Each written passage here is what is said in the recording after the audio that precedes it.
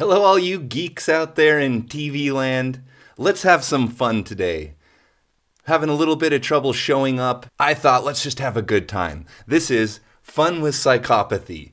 Yeah! Here we are, showing up for business with our friend Mr. Turtle. How are you doing today, Mr. Turtle? Good. Yeah! So we gotta get pumped, we gotta get pumped. We're gonna talk about psychopathy. So we got kind of 3 segments to this analysis. This was just an idea that kind of popped up. I got obsessed. I went into a rabbit hole. I made a Google form. So things got heavy. We're going to talk a little bit about what psychopathy is, how it's defined, what it isn't, how it's counter-defined. We're going to then apply the integral theory concepts to that and look at how integral theory might embrace the concept of psychopathy and how integral theory might contribute to the theory of psychopathy. And finally, we're going to actually apply a modified version of the Hare psychopathy test. This is kind of the standard way that clinicians would test someone to see if they indeed match the description of a psychopath. My version, the Unthink Me version, is an anti-psychopathy test. So what I've done is they have point values 0, 1, or 2, none of this attribute, some of this attribute, lots of this attribute. I have -2 and -1 defining what I would consider to be a counter attribute to the psychopathy attribute. So if the psychopath trait is lacks remorse or guilt, then the anti-psychopath trait would be excessive taking of responsibility and accountability. Entering into this, my assumption is somewhat that the anti-psychopath, as I've defined here, will be an uncommon person and will probably align with what we would call obsessive compulsive personality disorder, OCPD. That seems to be an anti-psychopath character, which is in itself a mental health problem because a person in this trait we're talking about, accountability, feels so morally responsible that there's a fatigue with it. In the case of the OCPD, that can be really crushing. We're talking about what Western clinical diagnosis would consider psychopathy. So this is defined usually with a questionnaire that's completed by a competent assessor, which I am not. Let's get one thing clear right from the start. Am I an expert on psychopathy? No, I am not. Are you an expert on psychopathy? Yes, you are. All right. Now that that's established, we are going to approach this concept just open-minded. I want to learn more about it. I want to understand it better. That's how I'm approaching it. And if you know more about it than I do, there's no conflict there. I welcome you to share your knowledge and increase mine thereby. If I happen to know more about this topic and you learn something from me, that's also a good thing. In any case, I would hope that this is a sort of unique assessment of the topic where I'm not necessarily trying to come out as an expert and explain this to you, but rather to explore it from the integral theory lens in a kind of unique way of looking at it. So psychopathy seems to be a constellation of human behavior and personality traits, patterns in thinking, feeling, and doing that we would often describe as sadistic, dishonest, manipulative, hurtful,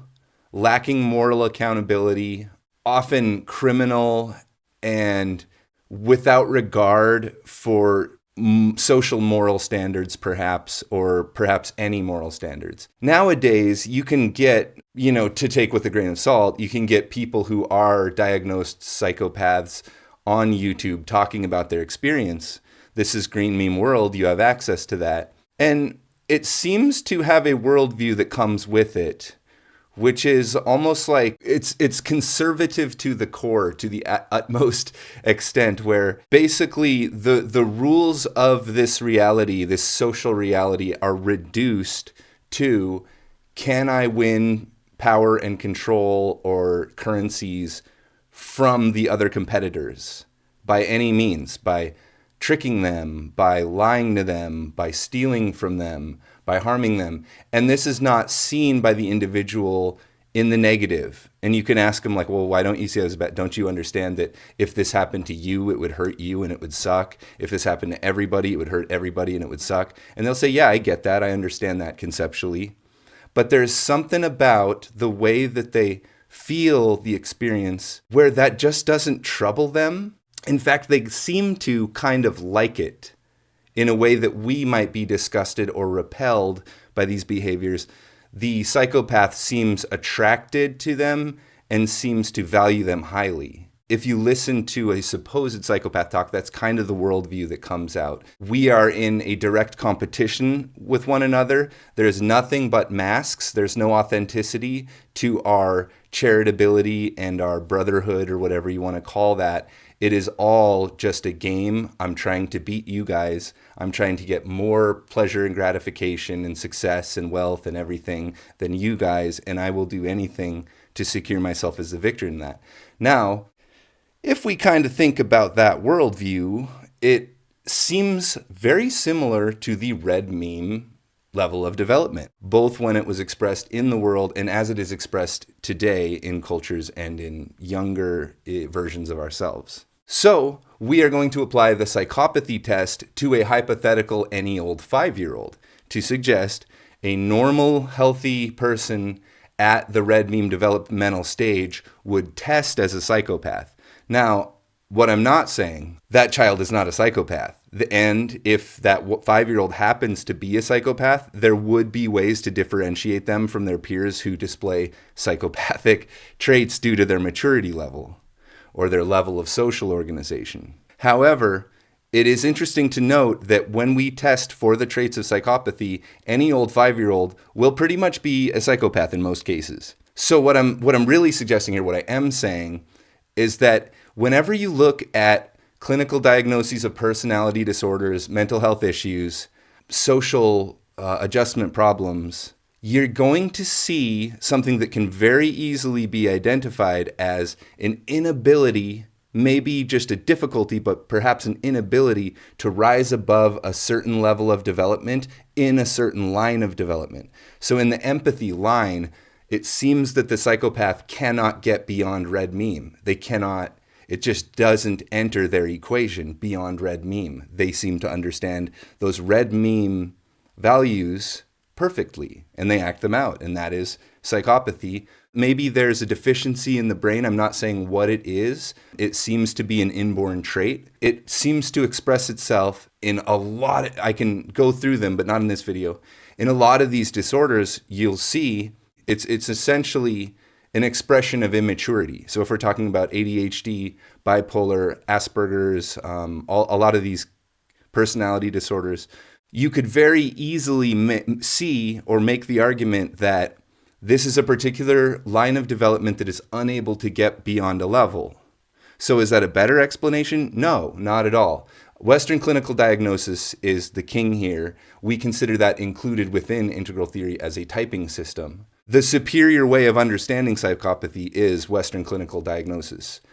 Integral theory simply includes that into this larger understanding. I'm not saying it's better to consider all diagnostic mental health patterns as developmental deficiencies.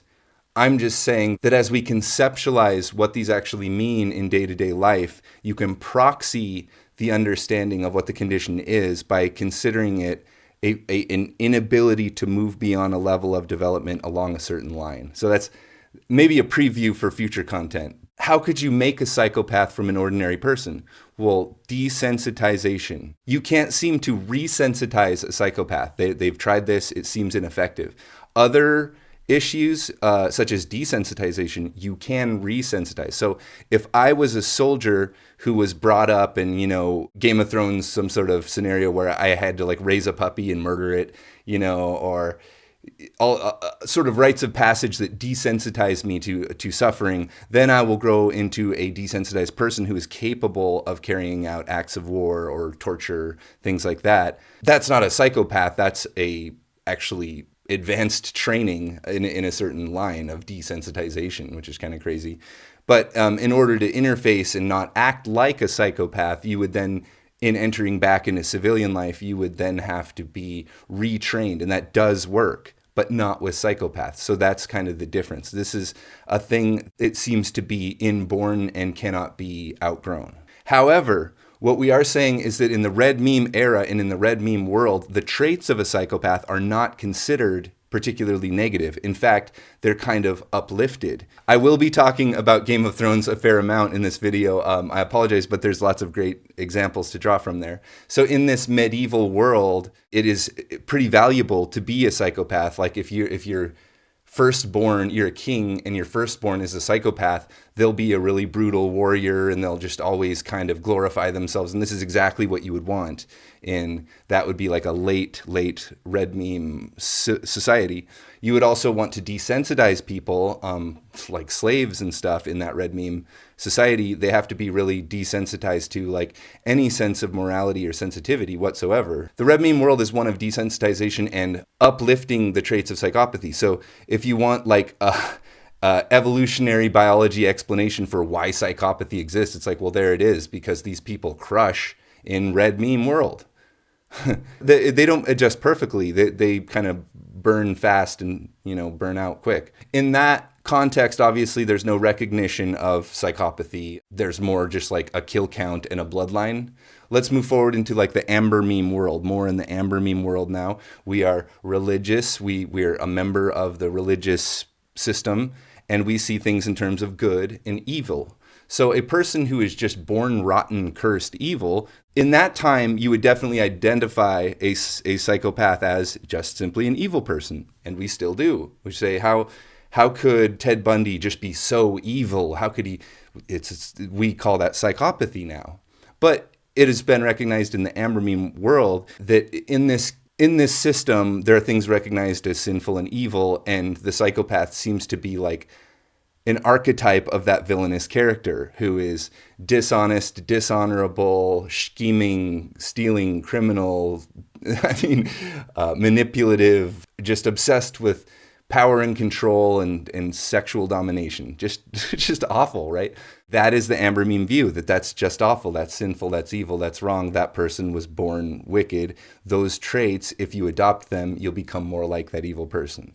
Okay, great. Also today, we have the orange meme understanding, which instead of being you have chosen the path of evil or you have been pulled into the forces of evil, it's more like an ordinary person functions a certain way.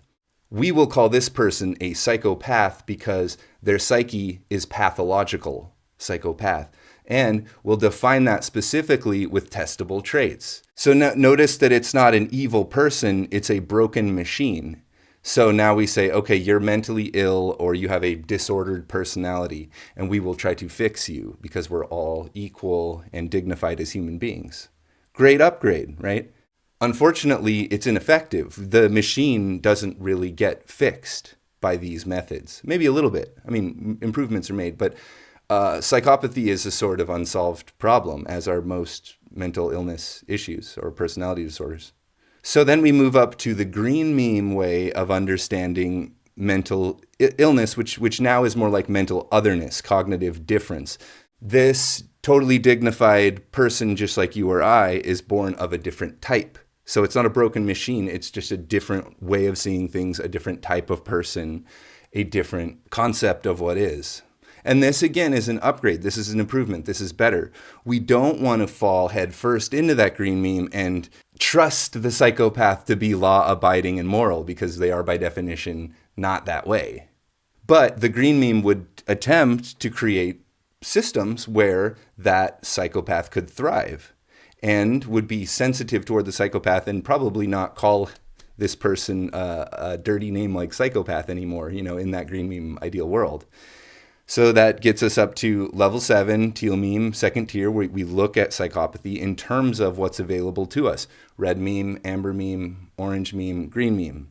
The psychopath seems to have their whatever moral lines concerned with morality and self-sense, seem to be fixated at that red meme level. And in that world, the red meme world, that psychopath thrives today and in history. But in every subsequent level, wherein psychopathy as a concept is redefined and renamed, in every subsequent level, it is villainized or at least, considered broken, considered problematic. We often get confused about psychosis versus psychopath, psychopath versus antisocial personality disorder, psychopath versus sociopath. Lots of terms there. So that's why I just kind of want to focus on this one. We can consider the psychopath a subtype of antisocial personality disorder. I believe it's 1/3 of people with antisocial personality disorder are also psychopaths. However, all psychopaths have antisocial personality disorder. So it's an extreme subtype. It is more pseudoscientific than antisocial personality disorder as a diagnosis because it is not included in the DSM-5, which is kind of the holy grail of Western clinical diagnosis. We may say that a lot, like in my anti-psychopath test, we may find that that is also an antisocial personality disorder test, but I'm specifically focused just on this one term, this extreme subtype, which is a problematic and villainous person who actually can thrive in the right circumstances, and we're going to explore that here. The antisocial spectrum of traits seems to be pretty hardwired or inborn. It doesn't seem to be very flexible, whereas sociopathy and narcissism, which show some similarities in expression, those seem to be more kind of learned and possibly more possible to outgrow or fix that machine or make it thrive in the ideal setting, to approach it with all levels. This one seems to be the one that is who you are rather than how you are. So that's why it's particularly of interest. Like, what is the mind of the person who is classically villainous, like who is hypothetically the person you absolutely would not want to be if you have like personal pride and integrity or you value those. The integral question, the positive psychology question, what is the opposite of that? What is a hyper moral person, a hyper charitable person, a hyper caring and accountable person, the anti-psychopath? So the way I arrive at that is to simply take the opposite of every trait that you test for in a psychopath and give those point values. Is it perfect? No, it's just me kind of guessing. But we'll go over those, and we are going to attempt to find in nature examples of psychopaths and anti-psychopaths. And we'll be able to test whether my scale works and my evaluation works by comparing the actual results that were tested against my own ability to do so. So we're going to do a little bit of real science here, not real science, but a little bit of real social science. And honestly, foreshadowing a little bit, I really feel like it hit the mark pretty well. I'm kind of interested in what I came up with here. So this hair psychopathy test is not just some garbage I pulled off the internet. It is, this is how they test this. Now, would it be appropriate for a person like me to go, oh, is Donald Trump a psychopath? I'm going to run him through the test. No, that's not appropriate. I'm not his clinician. I'm not qualified to make that assessment. And I don't know his entire personal history. So there's a lot of reasons why this is not real or recommended. This is certainly pseudo theories, So it's for fun. This is for fun. Chill out, right? In my pseudoscience here, I will test whether I'm close to the mark of how people actually test or how, people are actually considered. So it seems reasonable to assume that if my assessments kind of match real assessments, then I'm at least somewhat in the neighborhood. So first off, I wanted to sort of dial in my test and take a couple examples of like ordinary people, right? Just people who I really doubt are psychopaths, and I really don't see as being this hypothetical paladin anti-psychopath. So let's start with Grandma Lynn. I've talked about my grandma a little bit. We had a very positive relationship. She was a fairly progressive and morally outstanding person, I suppose, within her context. Very resilient person and a very flawed person as well. So the way we do the hair psychopathy test is 20 questions. You either get 0, 1, or 2 points. In the US, anyone who scores more than 30 points qualifies as a psychopath. In Europe and the UK, if you score 25 points, you're so basically the bar is lower in Europe for being a psychopath, which seems to suggest that psychopathy is more common in America. Yeah, they have a lower standard of what would be considered a. So Grandma Lynn got a score of -17, which is ordinary range. And that's about what we would expect. Negative 17 is fairly close to it shows anti-psychopathic traits. And this is what I had suggested in my description of her, a kind of morally upstanding, generous, charitable person. So pretty anti-psychopathic. Now, a question you might have, by giving negative point values to things that could just be 0 and have no effect, I might be offsetting psychopathy characteristics. Yes, I think that's true. We'll see this here where I'm going to examine some classic psychopath characters. By giving positive options, I feel like it offsets their psychopathy and really kind of goes to show you why these psychopaths of film and literature are sort of unrealistic, because they really, really exaggerate certain aspects of psychopathy, while this character might have the opposite traits of an ordinary psychopath. So let's consider first Patrick Bateman of American Psycho. Is that the name I get? Norman Bates, Patrick Bateman, Master Bate. Now, he has all that kind of lack of moral accountability, lack of restraint, impulsivity, lack of affect, all the shallowness, glibness, all that. However, his life is pretty structured and he's pretty methodical, and he follows through with long-term plans. He probably wasn't caught in any juvenile delinquency. He probably was not incarcerated at any point. So a lot of these, he's not going to get the psychopath point, partially because I don't know, and partially because certain aspects of him are not depicting a real psychopath that you would see in real life. So Patrick Bateman gets a score of 13, which is almost a psychopath, but not quite. He scores really high in sadism and things like that, but he also scores high in things that you wouldn't see as much in a psychopath, mostly in terms of him being on top of things, him having long-term plans and goals, him having a pretty stable life.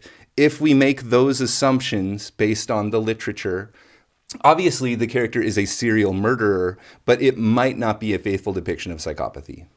Okay, so number 2, Dexter Morgan of the show Dexter. So Dexter, he is a serial killer because kind of he is born that way and he was traumatized, and there seems to be no way for him to get out of that. So this is kind of accurate. Again, like Patrick Bateman, Dexter shows a lot of anti-psychopath traits, even in discriminating between killing killers as opposed to just killing anyone. It's explained in the narrative as a mechanism that enables him to do this activity and get away with it. But that is obviously, that's not a thing that exists in real life for the most part. Vigilante serial killing is not like a thing that exists. In that case, though, you would score fewer psychopath points. And we would also point to him being involved and interested in long-term, deep relationships, him seeming to want to connect to people. If you consider Dexter Morgan's organization and time management, it's like superhuman. There's actually no way that show could have happened in terms of like how much time he spends doing everything, even if he's like a super genius and sleeps 2 hours a night and looks the way he does. It's kind of impossible. So unrealistic psychopaths might not score very high, and Dexter Morgan got a score of 4. So doesn't even really hit the psychopath mark. That's of interest, right? We see in Dexter a lot of restraint and impulse control and self-control, which are anti-psychopathic traits. They do accurately depict certain aspects of psychopathy, but they also inaccurately portray some of the kind of stuff that we don't really consider as much. They're just less interesting things about these characters. So at this point, you might be asking, like, maybe Adam just sucks at this, or maybe his test is broken. That is why I will look at Charles Manson. I tried to think, like, who's the biggest undisputed psychopath? And I was like, probably Charles Manson. He kind of coined the term in some ways, you know. So I ran Charles Manson through the questionnaire and tested him. I gave him a score of 33, which is certainly a psychopath. And his real score that he actually tested at was 36, so 3 points higher. Now, could that be because I have positive point values? It could be. Could it be because I don't know his history as well as his clinician? It certainly is because of that as well. But you see, I'm pretty close in terms of how I'm evaluating Charles Manson as a psychopath. I got pretty close using the same evaluation and just judging by my perception of his life. I don't know a ton about him, but I know as much as the next person. He's an interesting cult figure. The one everybody, all you, the one everyone wants to do, right, is their ex. So let's do my ex. This is a made-up character called Celesta, who I dated. And, like, I'm not going to get all, like, weepy and weirder here or anything. I just think this is interesting. But both her and I kind of recognize there is a manifestation of some dark triad traits in her character. And I have identified this person as a splitter, which is not a psychopath. So I expect her to not be a psychopath according to this test, but to maybe test in an upward ordinary range. And indeed, I run the test, she scores 12. And it was interesting, there were a lot of negative 2s and a lot of positive 2s because the splitter seems to show psychopathic traits, but also to show anti-psychopathic traits. So they're very confusing, and this is why I've had so much struggle. I can kind of call out a psychopath in the wild, but a splitter, I'll notice those dark triad traits and just kind of be like, well, they're clearly not a psychopath, so what's going on? Next up, Rick Sanchez of Rick and Morty from Dimension C-137. That's actually important because Rick is sort of a study in a person that shows some of those dark triad traits, but there's a pretty good reason for it. He's been desensitized by exposure to the cosmic magnitude of infinite universes, very, very desensitized, and the whole family is being desensitized. There is a manifestation of psychopathic traits, like he will murder an entire planet, but in the bigger scale of things, that might have helped some other people, or it might have been like irrelevant to a bigger picture thing, wherein you could say Rick C-137 might be doing more good than harm.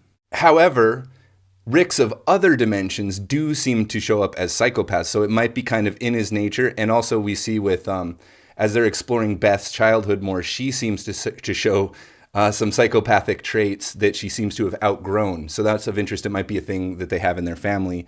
Certainly, some of the Ricks show some psychopathic traits. So considering Rick C-137 in this case, running the test, Rick scores 9, which is in an ordinary range, but with a moderate amount of those dark triad traits, but they're counterbalanced quite a bit by his self-control, his restraint, his loyalty, his compassion for others in some cases, while not in others. But he does score very high in manipulativeness, deceit, cunning, disregard for others, lack of empathy and concern, some of this due to desensitization, but some of it might just be in his character. And so now we get into this really crazy, because red meme still exists in this world. It's still one of the operating systems that is happening, and it always will be. Does that psychopath become a cosmic god? Does the psychopath in the workplace become that multi-billion-dollar earner? These are questions. These are legitimate questions. Like, would psychopathy give you outstanding military accomplishment or prowess? Right? So there might be ways that psychopathy is like a superpower if wielded correctly. And we see actually in Rick and Morty, Rick goes through therapy and he learns how to channel these sort of dark impulses more into things that help others, not because he wants that, but just because he recognizes conceptually that it's like healthy and well-adjusted to be that way. Next up, me. I tested myself. I'm a great test subject. I'm actually assuming that I have the OCPD traits, and I'll probably show up pretty close to anti-psychopath, though not in there. So I scored -16, which was about what I expected. That means if I didn't get -25, I'm not an anti-psychopath.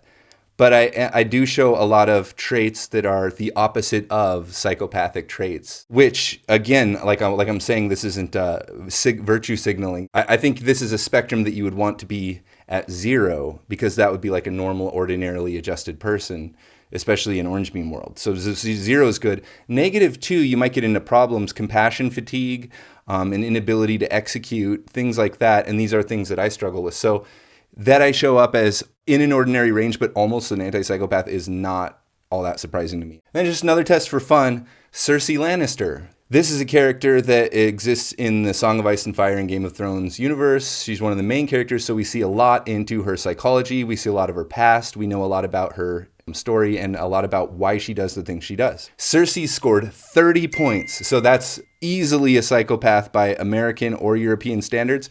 I feel like the construction of her character is sort of a study in psychopathy. she does seem to have just every aspect of psychopathy while being a pretty normal person. Juvenile delinquency, we saw a little bit of that. She was kind of a naughty child. They got in trouble a lot and they didn't take accountability or responsibility. They re-offended a lot. I'm talking about Cersei and her twin brother, who she is in a romantic entanglement with, which is taboo in that setting, but less taboo because of bloodline stuff. In this story, bloodlines actually are magical, so it should be much less taboo to have incest in when bloodlines are actually magical. Trying to make a pro-incest argument here, but she sleeps around a lot and she kind of uses marriages to, obviously as a queen, to kind of increase her power and her reach, and there's always a threat of infidelity, and she's not particularly loyal. She does try a little bit. We see in a particular scene where she's like at the table talking to the king, Robert, and asking like, well, could you ever love me, kind of thing. So that's kind of interesting, showing that there is a desire in her to not be the character that she is. Just obviously blatant disregard for the suffering of others, directly causing the suffering of others, getting off on it, using cunning and glib superficial charm to achieve goals. I mean, Cersei Lannister is a pretty good, realistic psychopath. She's not exciting and going around just like stabbing everyone everywhere. This is the cold, clinical, calculating psychopath who has a completely who presents a mask to the world, and there is nothing behind that mask. It's just a hole. Next up, My Best Friend, which could be about 12 different people, so that keeps it safe. My Best Friend scored -8, which is slightly anti-psychotic. Not surprising. I like people who are slightly anti-psychotic. Tom Riddle of Harry Potter, who became Lord Voldemort. This is a character that we do learn a fair amount about what motivates him and his upbringing and his history. So this is a person we can do the test on. Tom Riddle scored 32. Psychopath. Not surprising. Clear, dark triad depicted in all of his portrayals, always callous, always manipulative, always cunning, never being honest, lives a parasitic existence literally on a dude's head, or through using magical means to extend his immortality. Very parasitic character. Tom Riddle nails the psychopath. He's probably just like a psychopath. So I did my anti-psychopath test on any old 5-year-old. So I just thought of a 5-year-old I know of. Like, is that a pretty ordinary one? Yeah, pretty much. And any old 5-year-old scored 30. Scored the behaviors and motivations of this person are psychopathic. And this isn't surprising. This is why we need parents to care for children at Red Meme, because they'll get into trouble. They don't have moral accountability. They will lie and cheat and charm their way out of things. They're always kind of thinking about ways to kind of subvert the rules of the situation. What does a kid do when they see a bug? They go up and squish it. That's like the number one response. It's a power and control over whatever appears. And it's totally not conscious at that stage. It's not cruel. It's just the way they express interest is by dominating things. So any old 5-year-old they might or might not be a psychopath, but they act the same way that a psychopath does in a lot of ways. Obviously, we can't talk much about sexuality or marital stuff because it's just not in their world yet. But I don't know, if we were to make assumptions about what the developed 5-year-old sexuality would be, we would assume that they would jump around from person to person a lot as they, impulsively become interested. And I would assume, just like any old 5-year-old's going to steal Halloween candy and pretend they didn't eat it, they would probably also engage in infidelity and they'd go and kiss some other girl. Whatever. There's kind of weird topic to talk about. I just think it's interesting in the sense that if we consider any old 5-year-old with any mental condition, a lot of them would show up as having this disorder because they're immature. And I just think it's a much more compelling and realistic way to see mental illness as fixed immaturity. That it's the same thing as any old 5-year-old. It just, unlike any old 5-year-old, it can't get beyond that. This makes it easier to predict and identify these conditions because they're not magical and mysterious, like, oh, why do these traits go together? It's because those are immature traits along a certain line. My previous boss, I'm talking about a particular dude. I think that in general, when he'd leave the room, people would be like, I think that guy might be a psychopath. or something like a narcissist or a psychopath, something like that. It was very clear, very domineering, bullying, self-grandiose kind of person. So I ran him through the test. As far as I know, I don't know his history all that well, but I do know quite a bit. My previous boss scored 26. So in UK, he's a psychopath. In US, he would not be a psychopath. And I think that's pretty realistic. I don't think he would be diagnosed as a psychopath, but he definitely shows consistent pattern of criminality and manipulation and grandiose, egocentric worldview, impulsivity, lack of self-control. I mean, and that's interesting too, because this guy is wealthy, he's successful, so he is a well-adjusted potential psychopath. I'm telling you, like, the amount of harm he's done in this world is relatively little. He's actually hooked up a lot of people. So that's one where he would have scored.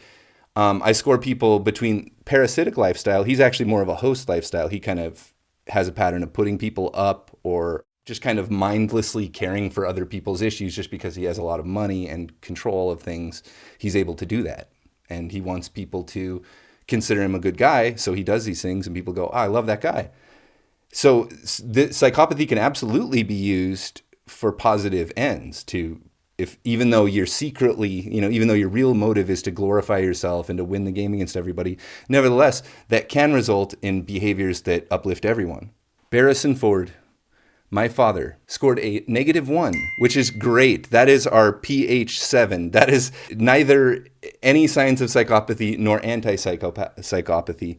Possible narcissism, but but I was actually hoping that we would land someone very near the center, just so that I would have a concept. Like, this is a very normal person, right? A very mentally healthy, normal individual. They score right in the center of the psychopathy test. Makes sense, right?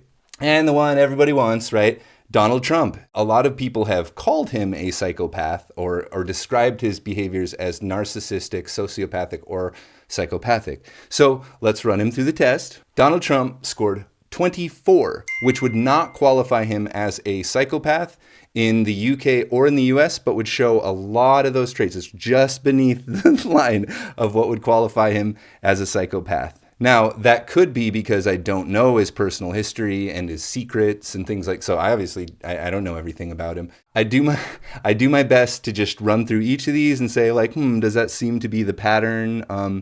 Would you say many marriages for someone, but he's getting married like 3 times and like one of them died, so of course like he remarried, like would that be that sort of thing? No, but there's sleeping around, that's for sure.